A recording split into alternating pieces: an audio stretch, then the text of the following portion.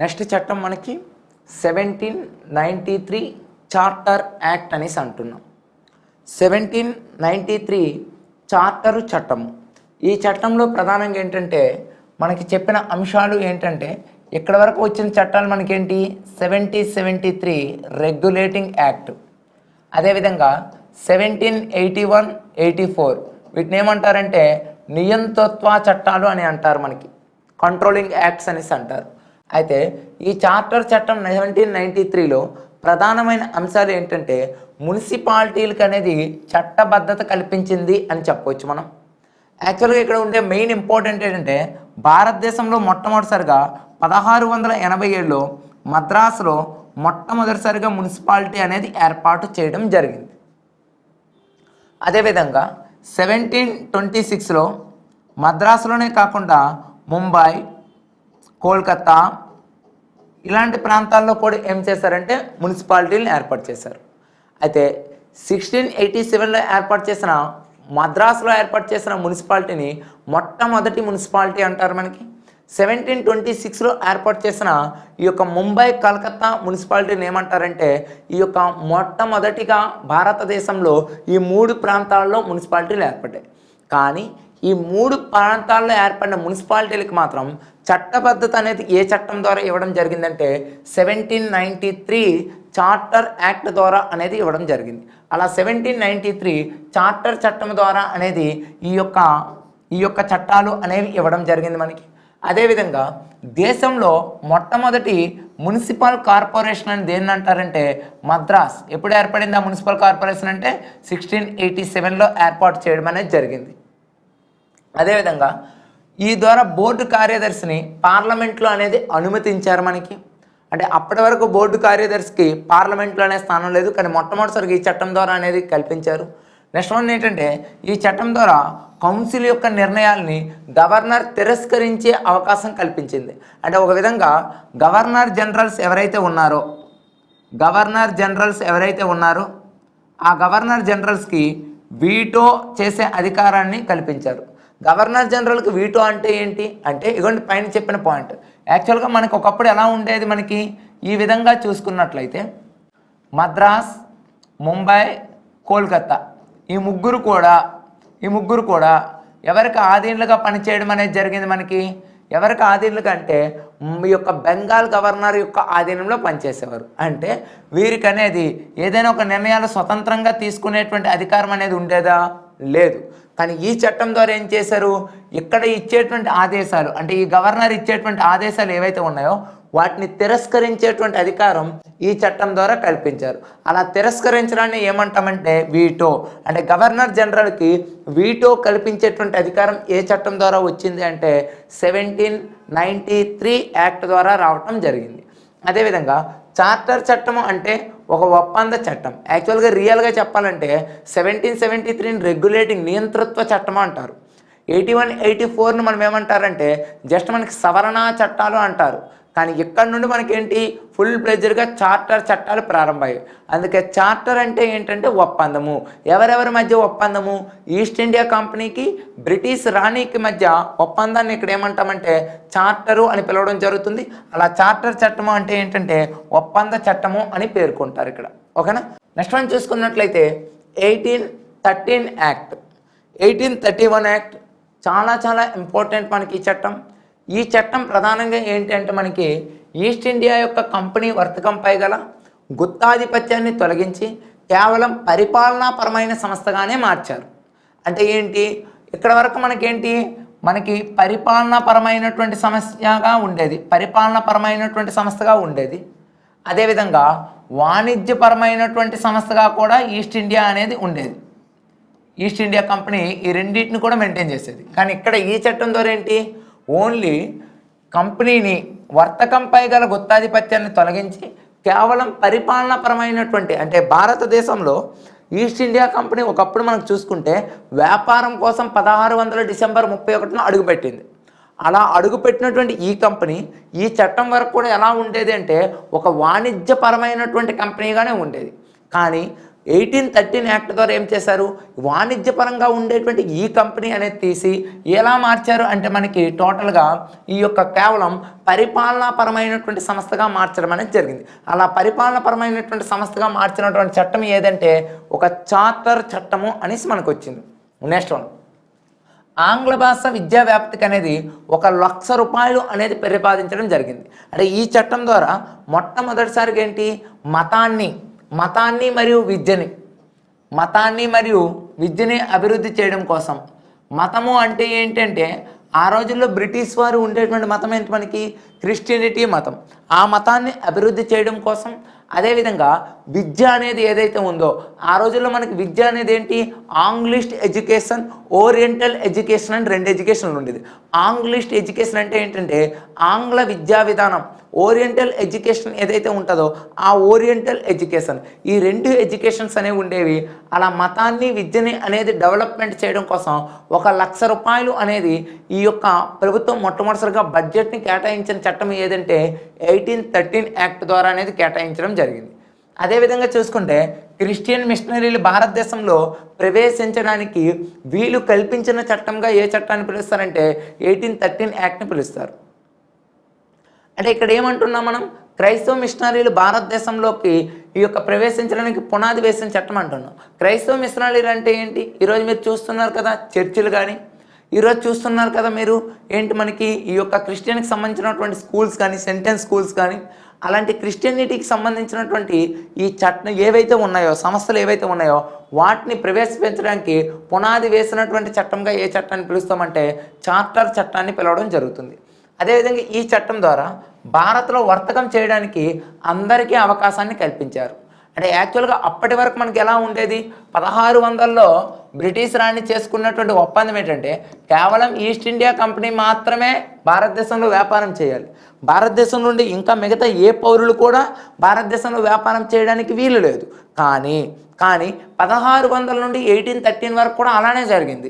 ఈ యొక్క బ్రిటన్ నుంచి వచ్చే ఏ పౌరులు కూడా వ్యాపారం చేయకూడదు, ఓన్లీ ఈస్ట్ ఇండియా కంపెనీ మాత్రమే వ్యాపారం చేయాలి. కానీ 1813 యాక్ట్ ద్వారా భారతదేశంలో ఏ బ్రిటిష్ పౌరుడైనా వ్యాపారం చేసుకునే విధంగా ఈ చట్టంలో వెసులుబాటు అనేది కల్పించడం జరిగింది. నెక్స్ట్ వన్ చూసుకున్నట్లయితే ప్రైవేటు వ్యక్తులు భూములను కొనుగోలు చేసే హక్కు కూడా ఈ చట్టం అనేది కల్పించబడింది. స్థానిక సంస్థల్లో ఉండేటువంటి ఏవైతే పన్నులు ఉంటాయో ఆ పన్నులు విధించి వసూలు చేసుకునేటువంటి అధికారం భారతీయులకు అనేది ఇచ్చిన చట్టంగా కూడా ఏ చట్టాన్ని పిలుస్తారంటే చార్టర్ చట్టాన్ని పిలవడం జరుగుతుంది. ఇది మనకి 1813 యాక్ట్లో ఉండేటువంటి చార్టర్ చట్టంలో ఉండేటువంటి అంశాల కింద మనం చెప్పుకుంటున్నాం. అర్థమైందా? 1813 చార్టర్ కింద ఉండేటువంటి అంశాల్లో ఒకటోది ఏంటి, కంపెనీకి అనేది వర్తక గుత్తాధిపత్యాన్ని అనేది తొలగించి కేవలం కంపెనీని ఏ విధంగా మార్చారు, పరిపాలనాపరమైనటువంటి సంస్థగా మార్చారు. నెక్స్ట్ వన్, ఆంగ్ల భాష విద్యా వ్యాప్తికే కాకుండా భారతదేశంలో మతాన్ని విద్యని అభివృద్ధి పరచడం కోసం ఈ చట్టం ద్వారా 1,00,000 రూపాయలు అనేది కేటాయించారు. క్రిస్టియన్ మిషనరీలు ఏవైతే ఉన్నాయో అవి భారతదేశంలో ప్రవేశించడానికి పునాది వేసింది ఏ చట్టము అంటే 1813 యాక్ట్ అనేది. నెక్స్ట్ ఈ చట్టం ద్వారా భారత్లో వర్తకం చేయడానికి అందరికీ అవకాశం కల్పించడం జరిగింది. అలా అవకాశాన్ని కల్పించిన చట్టం ఏదంటే 1813 యాక్ట్. నెక్స్ట్ ప్రైవేటు వ్యక్తుల యొక్క భూముల్ని కొనుగోలు చేసేటువంటి హక్కు కూడా ఏ చట్టానికి ఇచ్చిందంటే ఈ చట్టాన్ని ఇవ్వడం జరిగింది. స్థానిక స్వపరిపాలన సంస్థల్లో పన్నులు విధించి వసూలు చేసేటువంటి అధికారం భారతీయులకు కల్పించినటువంటి చట్టంగా ఏ చట్టాన్ని పిలుస్తారంటే 1813 యాక్ట్ని పిలవడం అనేది జరుగుతుంది. ఇది మనకి 1813 యాక్ట్కి సంబంధించినటువంటి అంశాలుగా మనం చెప్తున్నాం మనం. Next one 1833 act.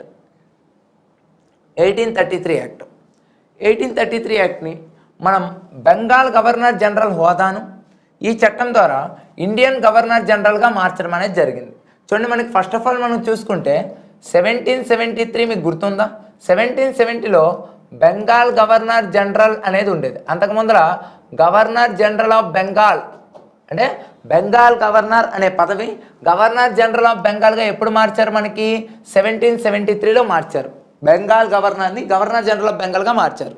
కానీ 1833 యాక్ట్ ద్వారా ఏంటి, ఈ గవర్నర్ జనరల్ ఆఫ్ బెంగాల్ అనేసి ఉంది కదా, ఈ గవర్నర్ జనరల్ ఆఫ్ బెంగాల్ని ఏ విధంగా మార్చడం జరిగిందంటే ఈ యొక్క ఇండియన్ గవర్నర్ జనరల్గా మార్చడం అనేది జరిగింది. ఇదిగోండి భారత గవర్నర్ జనరల్గా మార్చడం అనేది జరిగింది. భారత గవర్నర్ జనరల్గా అనేది మార్చారు. అలా భారత గవర్నర్ జనరల్గా మార్చిన వ్యక్తి ఎవరంటే ఈ యొక్క విలియం బెంటిక్ అనేది మొట్టమొదటి భారత గవర్నర్ జనరల్గా ఉన్నారు. మరి ఈయన ప్రవేశపెట్టినటువంటి చట్టం ఏంటి, మనకి సతీ యాక్ట్ అనేది ప్రవేశపెట్టారు. మనకి సతీ చట్టం ఎప్పుడు 1829 డిసెంబర్లో అనేది సతీ సహగమన చట్టాన్ని ప్రవేశపెట్టిన బ్రిటిష్ గవర్నర్ ఎవరంటే విలియం బెంటిక్. దానికి సహకరించిన భారతీయ వ్యక్తి ఎవరంటే మనకి రాజా రామ్మోహన్ రాయ్. రాజా రామ్మోహన్ రాయ్ అనేటువంటి వ్యక్తి మనకి దానికి సహకరించడం అనేది జరిగింది. అదేవిధంగా భారతదేశంలో ఉండే కంపెనీ భూభాగాలన్నీ కూడా వారసులకే ఇవ్వాలి. అంటే భారతదేశంలో ఉండేటువంటి కంపెనీ భూభాగాలన్నీ కూడా రాజుకి, వారసులకి మరియు ఉత్తరాధికారులకి చెందినటువంటి ట్రస్ట్ అని చెప్పుకున్న చట్టంగా కూడా ఏంటంటే 1833 యాక్ట్ని పిలుస్తాం. ఈ చట్టం ద్వారా మనకేంటి, పోటీ పరీక్షల విధానాన్ని ప్రవేశపెట్టడం అనేది జరిగింది. అదేవిధంగా సివిల్ సర్వెంట్ల కోసం, అంటే సివిల్ సర్వెంట్లు అంటే ఆ రోజుల్లో మనకు రాసేటువంటి యూనియన్ పబ్లిక్ సర్వీస్ కమిషన్కి సంబంధించి మనకి సివిల్ సర్వెంట్లు ఏవైతే ఉన్నారో ఆ సివిల్ సర్వెంట్లకి పోటీ పరీక్షల ద్వారా విధానాన్ని ప్రవేశపెట్టాలి. పోటీ పరీక్షల ద్వారా వాళ్ళని ఎంపిక చేయాలి అని మొట్టమొదటిసారిగా ఏ చట్టంలో చెప్పారంటే 1833 యాక్ట్లో చెప్పడం జరిగింది.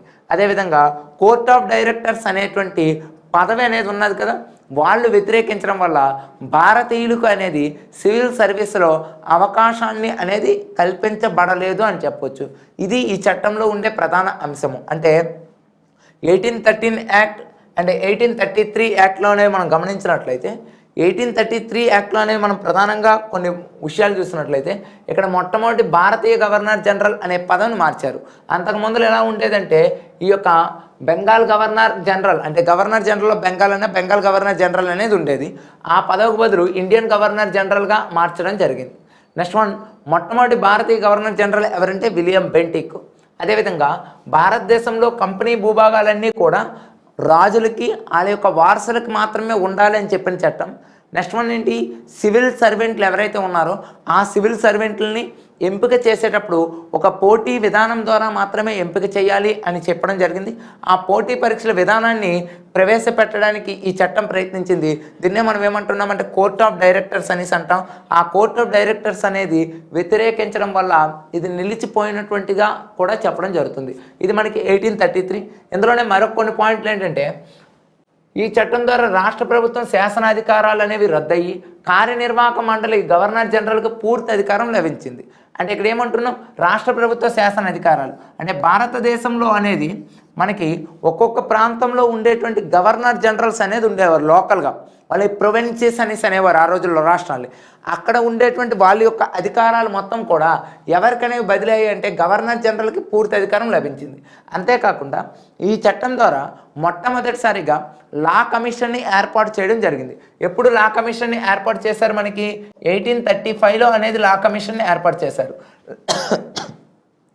లా కమిషన్ ప్రధానమైన విధి ఏంటి, భారతదేశంలో న్యాయ సంస్కరణలు ఏవైతే ఉన్నాయో ఆ న్యాయ సంస్కరణలో ప్రవేశపెట్టడం కోసం లా కమిషన్ ఏర్పాటు చేశారు. ఏ చట్టం ద్వారా ఏర్పాటు చేశారంటే 1833 యాక్ట్ ద్వారా ఏర్పాటు చేశారు. ఎవరు ఏర్పాటు చేశారంటే లార్డ్ మెకాలే అనేటువంటి వ్యక్తి దీనికి మొదటి చైర్మన్గా ఉన్నారు. అదేవిధంగా ఏర్పాటు చేసింది, అమల్లోకి తెచ్చింది కూడా ఎవరంటే మనకి మెకాలే. అదేవిధంగా ఏ సంవత్సరం అంటే 1835, యాక్ట్ అంటే 1833, సంవత్సరం అంటే 1835 అని గుర్తుపెట్టుకోవాలి. అదేవిధంగా బానిస వ్యవస్థ అనేది రద్దు చేసినటువంటి ఈ యొక్క చట్టము, బానిస వ్యవస్థను వ్యతిరేకించింది ఎవరంటే ఎలిన్ బారో అనేటువంటి గవర్నర్ వ్యవస్థ ఈ యొక్క బానిస వ్యవస్థను అనేది రద్దు చేయడం అనేది జరిగింది. అంటే వ్యతిరేకించి దీన్ని అమలు చేయడం అనేది జరిగిందని గుర్తుపెట్టుకోండి. అంటే బానిస వ్యవస్థ ఆ రోజుల్లో ఉండేదండి. ఆ బానిస వ్యవస్థని ఈ చట్టం ద్వారా రద్దు చేయాలనుకున్నారు. కానీ బ్రిటిష్కి చెందినటువంటి ఎలిన్ బరో అనేటువంటి వ్యక్తి వ్యతిరేకించాడు. ఆ వ్యతిరేకించడం వల్ల బానిస వ్యవస్థ అనేది నిలిచిపోవడం అనేది జరగలేదు. ఇంకా ఆ వ్యవస్థ అనేది కొనసాగుతూ వచ్చింది. ఇది ఈ చట్టంలో ఉండేటువంటి ప్రధానమైనటువంటి అంశాలుగా మనం చెప్పుకుంటాం. అంటే 1833 చట్టం, 1813 యాక్ట్ ఇవి చాలా ఇంపార్టెంట్. దీనికి సంబంధించినటువంటి ఒక్కసారి మళ్ళా రివిజన్ పార్ట్ అనేది మనం చూడండి. ఏమంటున్నాం మనం, 1813 చార్టర్ యాక్ట్, మరొకటి ఏంటి మనకి 1833 చార్టర్ యాక్ట్. ఓకే, ఇప్పుడు 1813 యాక్ట్లో ప్రధానమైన అంశాలు ఏంటంటే అప్పటి వరకు మనకేంటి పరిపాలనకే ఇంపార్టెన్స్ ఇచ్చినటువంటి ఈస్ట్ ఇండియా కంపెనీ తర్వాత ఏమైంది మనకి అప్పటి వరకు మనకేంటి వ్యాపారం కోసమే ఉండేటువంటి ఈస్ట్ ఇండియా కంపెనీ అనేది వ్యాపారానికి ఇంపార్టెన్స్ ఇచ్చినటువంటి ఈస్ట్ ఇండియా కంపెనీ ఇప్పుడు ఎలా మారిపోయిందంటే పరిపాలనా కంపెనీగా మారిపోయింది. అంటే రాజకీయపరమైనటువంటి కంపెనీగా మారిపోయింది. నెక్స్ట్, ఈ చట్టం ద్వారా మతాన్ని విద్యని అభివృద్ధి చేయడం కోసం 1,00,000 రూపాయల బడ్జెట్ని కేటాయించిన చట్టంగా చెప్పొచ్చు. నెక్స్ట్ వన్, మతాన్ని విద్యని అభివృద్ధి చేయడానికి 1,00,000 రూపాయల బడ్జెట్ని కేటాయించిన చట్టం ఏదంటే 1813 యాక్ట్ అనేసి అంటాం. నెక్స్ట్ వన్ ఏంటి, 1813 యాక్ట్ ఏదైతే ఉందో ఈ 1813 యాక్ట్ ద్వారా భారతదేశంలో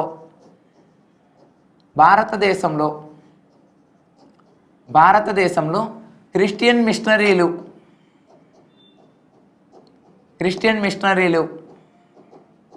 అవకాశాన్ని కల్పించిన చట్టం అంటున్నాం. క్రిస్టియన్ మిషనరీలకి అవకాశాన్ని కల్పించిన చట్టం ఏదంటే 1813 యాక్ట్ అనేది. నెక్స్ట్ వన్, ఈ చట్టం ఏదైతే ఉందో ఈ చట్టం అనేది లోకల్ గవర్నమెంట్స్కి పన్నులు వసూలు చేసేటువంటి అధికారాన్ని కల్పించినటువంటి చట్టం కూడా 1813 యాక్ట్. నెక్స్ట్, ఈ చట్టం ద్వారా బెంగాల్ గవర్నర్ జనరల్ అనే పదవిని ఇండియన్ గవర్నర్ జనరల్గా మార్చడం జరిగింది. ఫస్ట్ ఇండియన్ గవర్నర్ జనరల్ ఎవరంటే మనకి విలియం బెంటిక్. మొట్టమొదటి ఈ యొక్క వ్యక్తి ఎవరంటే విలియం బెంటిక్ అనేటువంటి వ్యక్తి ఫస్ట్ ఇండియన్ గవర్నర్ జనరల్గా ఉన్నారు. ఇందులో మరొక ఇంపార్టెంట్ పాయింట్ ఏంటంటే సివిల్స్ ఎవరైతే రాస్తారో అంటే ఈ సివిల్స్ విధానంలో పోటీ పరీక్షల ద్వారా ఎంపిక చెయ్యాలి అనేటువంటి విధానాన్ని కూడా ప్రవేశపెట్టడం జరిగింది. ఇందులో మోస్ట్ ఇంపార్టెంట్ ఏంటంటే లా కమిషన్ ఏదైతే ఉందో ఆ లా కమిషన్కి అనేది ఎక్కువగా ఇంపార్టెన్స్ ఇచ్చారు. లా కమిషన్ ఏ సంవత్సరంలో ఏర్పాటు చేశారంటే 1835 యాక్ట్ ద్వారా ఏర్పాటు చేయడం జరిగింది. 1833 యాక్ట్ ద్వారా ఏర్పాటు చేశారు. ఏ సంవత్సరంలో ఏర్పాటు చేశారంటే 1835 ఇయర్లో ఏర్పాటు చేయడం జరిగింది. మరి ఇప్పుడు ప్రజెంట్ ఎన్నో లా కమిషన్ అంటే 22వ లా కమిషన్ అనేది మనకి ఇండియాలో ఉంది. ఇప్పుడు దీని పేరు ఏంటంటే రితురాజ్ వాస్తవ అనేటువంటి వ్యక్తి ప్రజెంట్ 22 లా కమిషనర్ చైర్మన్ రితురాజ్ వాస్తవ రీసెంట్గా అపాయింట్మెంట్ అయ్యారు. మరి అటువంటి లా కమిషన్ని ఎప్పుడు ఏర్పాటు చేశారు మనకి 1833 యాక్ట్ ద్వారా 1835లో. మరి ఏర్పాటు చేసినప్పుడు మొట్టమొదటిసారిగా ఎవరు ఏర్పాటు చేశారంటే లార్డ్ మెకాలే అనేటువంటి వ్యక్తి ఏర్పాటు చేయడం జరిగింది. అదేవిధంగా లా కమిషన్ ఏదైతే ఉందో ఈ లా కమిషన్ లార్డ్ మెకాలే అనేటువంటి వ్యక్తి ఏర్పాటు చేశారు కదా. ఈ లా కమిషన్ ఏదైతే ఉందో ఈ లా కమిషన్ అనేది మెకాలే అనేటువంటి వ్యక్తి ఏర్పాటు చేశారు అంటున్నాం కదా. అయితే ఈ లా కమిషన్ ఎందుకంటే భారతదేశంలో న్యాయ సంస్కరణలకి ఉద్దేశించిందిగా దీన్ని చెప్తాం. న్యాయ సంస్కరణలు దేనివల్ల వచ్చాయంటే మనకి 1833 లా కమిషన్ వల్ల రావడం అనేది జరిగింది. ఇది మనకేంటి 1833లో ఉండేటువంటి ప్రధాన అంశాలు. అదేవిధంగా 1813లో ఇవి మనకి ప్రీవియస్లో అనేవి కూడా రావడం జరిగింది. దాన్ని అబ్జర్వేషన్ చేసుకుంటూ ఈ చట్టాలనే చదువుకోవాలి. ఇప్పుడు నెక్స్ట్ మనం ఏ చట్టాన్ని గురించి నేర్చుకుంటామంటే 1853 యాక్ట్. మనకి భారతదేశంలో అత్యంత స్మాల్ యాక్ట్ అని పిలుస్తారు. ఆ చట్టాన్ని ఎందుకు స్మాల్ యాక్ట్ పిలుస్తారంటే తర్వాత భారతదేశంలో మనకేంటంటే ఈ యొక్క సిపాయిల తిరుగుబాటు అనేది వచ్చేస్తుంది. ఎప్పుడైతే ఈ సిపాయిల తిరుగుబాటు అనేది వస్తుందో తర్వాత ఆ చట్టము అంటే అక్కడతో చార్టర్ చట్టాలు ఇంక్లూడ్ అయిపోయి భారతదేశంలో బ్రిటిష్ రాణి పరిపాలన అనేది డైరెక్ట్గా మొదలవుతుంది. అక్కడ నుండి భారతదేశంలో ప్రత్యక్ష పరిపాలన వస్తుంది. అక్కడ నుండి తర్వాత వచ్చేవన్నిటిని కూడా మనం ఏమంటామంటే 1858 విక్టోరియా మహారాణి ప్రొక్లమేషన్ తర్వాత 1861 కౌన్సిల్ చట్టాలు అనేవి రావడం జరుగుతుంది. ఇక్కడ వరకు మనకి ఏదైతే నేర్చుకున్నామో ఇది 1833 చార్టర్ యాక్ట్, 1833 చార్టర్ యాక్ట్ అనేది నేర్చుకున్నాం. 13 చార్టర్ యాక్ట్, 33 చార్టర్ యాక్ట్. ఓకేనా. నెక్స్ట్ వీడియోలో మనం మరికొన్ని చట్టాలను అనేది చూడడం జరుగుతుంది.